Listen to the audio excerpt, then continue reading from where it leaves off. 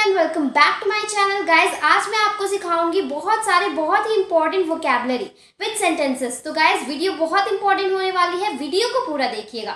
So let's start. So guys आज का सबसे पहला वर्ड है फुसफुसाना। तो गाइस फुसफुसाना को इंग्लिश में क्या कहते हैं? तो इसे इंग्लिश में विस्पर कहते हैं। WHISPER, whisper. ओके, जैसे कि फुसफुसाओ मत, तेज बोलो। अक्सर लोग ऐसा कहते हैं, तो इसकी इंग्लिश होगी डोंट विस्पर, स्पीक लाउड।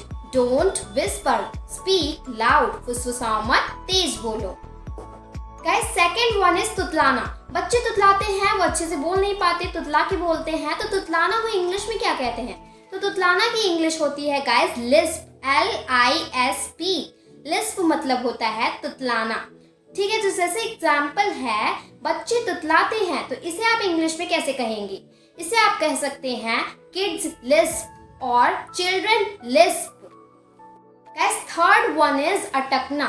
जैसे आप कुछ बोलते हुए ही बीच में अटक जाते हैं, तो अटकना को इंग्लिश में कहते हैं गाइस फंबल, FUMBLE, फंबल मतलब अटकना। जैसे इंग्लिश बोलते हुए मैं अटक जाता हूँ, तो इसे आप क्या कहेंगे? इसे आप कह सकते हैं while speaking English I fumble। while speaking English I fumble मतलब मैं अटक जाता हूँ।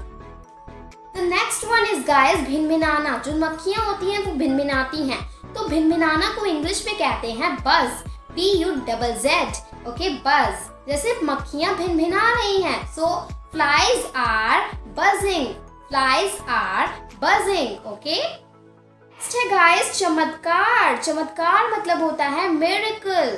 चमत्कार मतलब होता है मिरेकल। ओके, जैसे आप कई बार ऐसा सेंटेंस यूज करते हैं, ये चमत्कार से कम नहीं था, तो इसे इंग्लिश में कहिए it was nothing short of miracle. It was nothing short of miracle. Okay, next है कपकपाना। कपकपाना को इंग्लिश में कहते हैं shivering. Okay, shivering.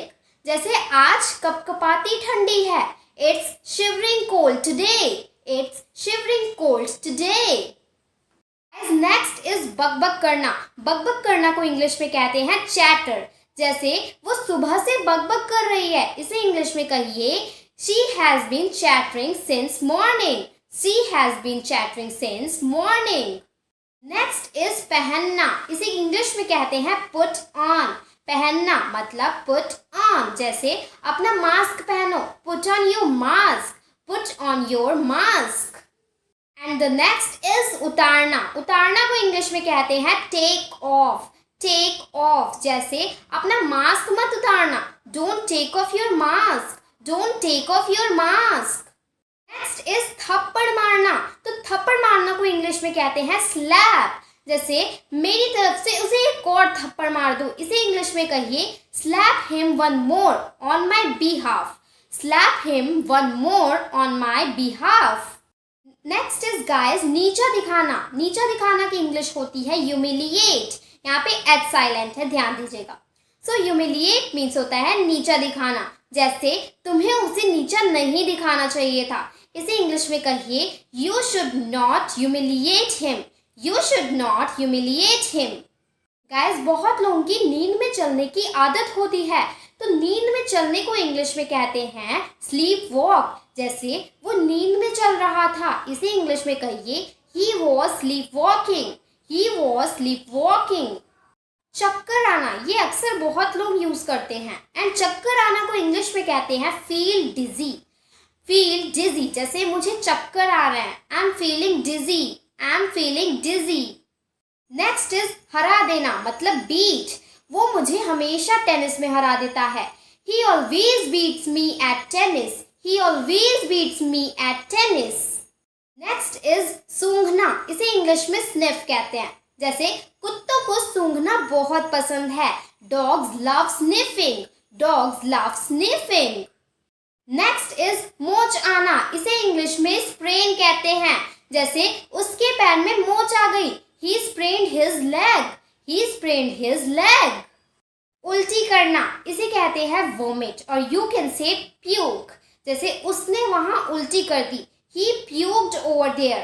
he puked over there। Okay, next is नकल उतारना। इसे इंग्लिश में imitate कहते हैं। जैसे क्या तुम मेरी नकल उतार रहे हो? Are you imitating me? Are you imitating me? Next is guys हंस पड़ना। जैसे आपको किसी भी बात में हंसी आ जाती है, आप हंस पड़ते हैं, तो हंस पड़ना इसकी इंग्लिश होती है burst into लाफर। Okay, burst into लाफर। जैसे वो हंस पड़ा, मतलब ही बर्स्ट इनटू लाफर, ही बर्स्ट इनटू लाफर। ओके,